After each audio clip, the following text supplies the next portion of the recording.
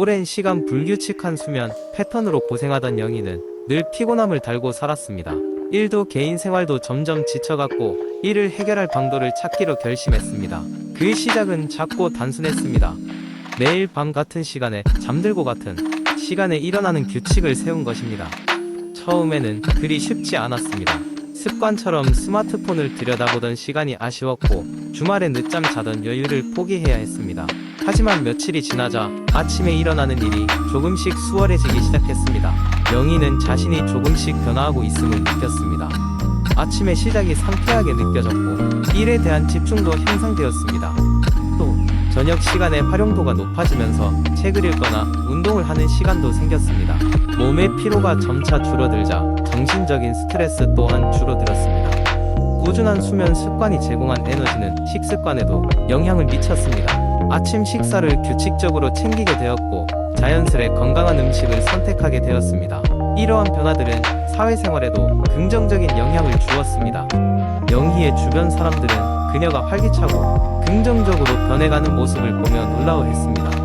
그 결과 동료들과의 관계도 원활해졌고 일의 성과도 눈에 띄게 좋아졌습니다. 감정 기복이 줄어들고 대인관계에서도 더 깊은 인내와 이해를 가지게 되었습니다.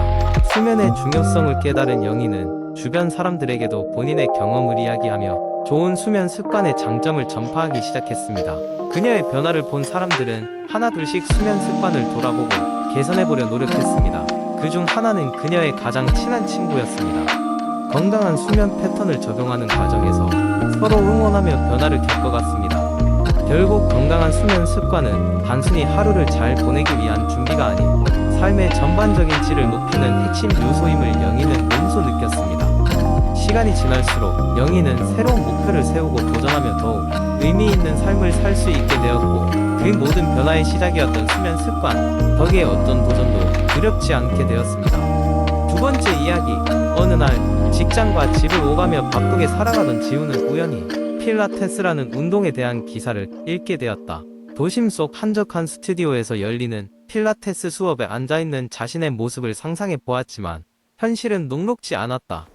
매일의 빡빡한 일정 속에서 필라테스 수업에 참여하기란 쉽지 않은 일이었다. 그러던 중 그녀는 집에서도 필라테스를 시작할 수 있다는 것을 알게 되었다. 지우는 바로 온라인 플랫폼을 통해 홈필라테스 가이드를 찾아보았다. 그 첫걸음은 그녀의 생활에 작은 변화의 파동을 일으켰다. 필라테스를 집에서 쉽고 효과적으로 시작할 수 있도록 도와주는 비디오들과 블로그 글들을 기반으로 그녀는 자신의 거실을 피트니스 스튜디오로 바꾸기로 결심했다. 준비물은 간단했다.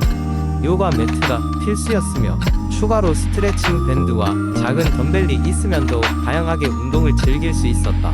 지우는 우선 기본 매트 필라테스 동작부터 시작했다. 매일 아침 30분의 시간을 필라테스에 투자하기로 결심했다. 처음에는 낯설고 힘든 부분도 있었지만 매일의 작은 반복이 쌓여 점차 몸이 가벼워지고 근육이 단단해지는 것을 느낄 수 있었다. 동작을 할 때마다 그녀의 호흡은 더 깊어지고 몸과 마음은 차분해졌다. 필라테스는 단순히 몸을 단련하는 운동을 넘어 정신과의 대화를 가능하게 해주었다. 지우는 꾸준히 홈필라테스를 하면서 자신에게 맞는 다양한 루틴을 만들어갔다. 날씨가 좋은 날에는 창문을 활짝 열어 신선한 공기를 마시며 운동을 하고 비오는 날에는 촛불과 함께 한적한 가벼운 음악을 틀어놓고 필라테스를 했다. 그녀의 일상 속에서 홈필라테스는 더 이상 운동의 하나로만 여겨지지 않았다. 그것은 자신을 돌보는 소중한 시간이었으며 지친 마음을 치유하는 의식이 되었다. 지우는 처음에는 단순히 몸을 단련하고자 필라테스를 시작했지만 점점 더 필라테스의 다양한 혜택을 체감하게 되었다. 자세 교정은 물론이고 근력 향상, 스트레스 해소, 그리고 집중력 향상까지.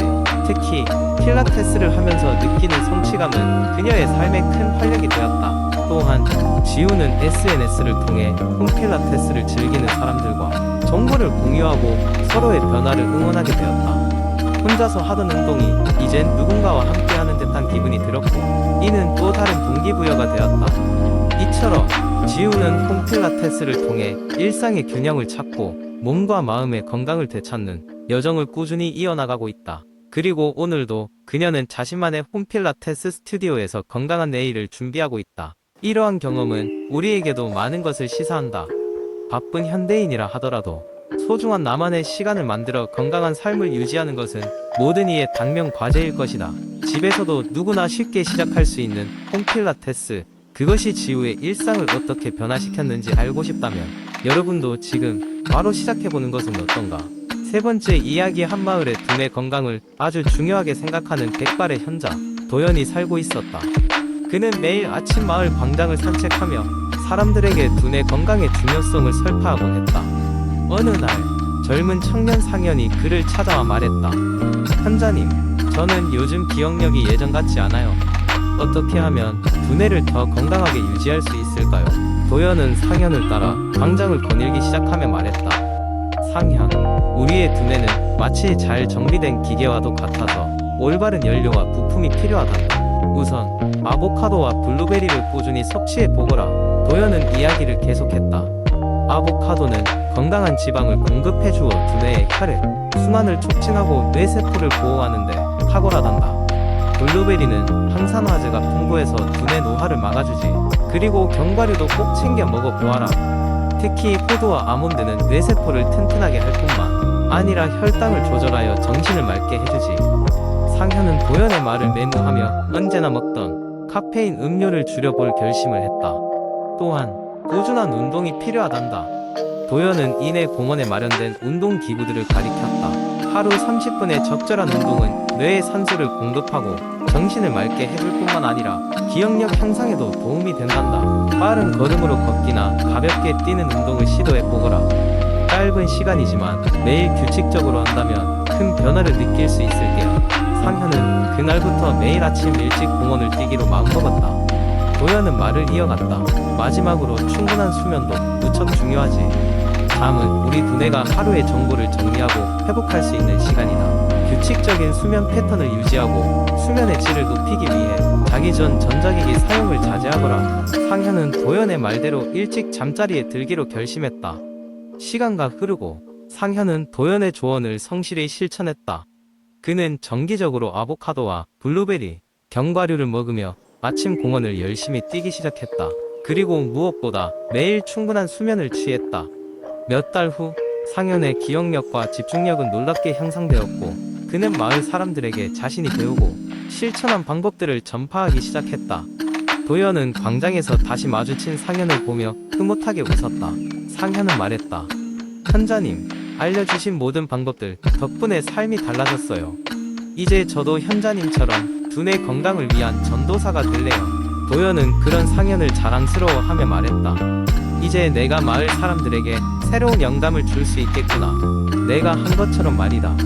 이렇게 상현은 도연의 가르침을 토대로 두뇌 건강의 중요성을 마을에 전파하며 살게 되었고 도연도 상현의 변화를 보며 그의 노하우가 다른 이들에게도 유익하리란 것을 확신하며 평온한 마음으로 생활할 수 있었다.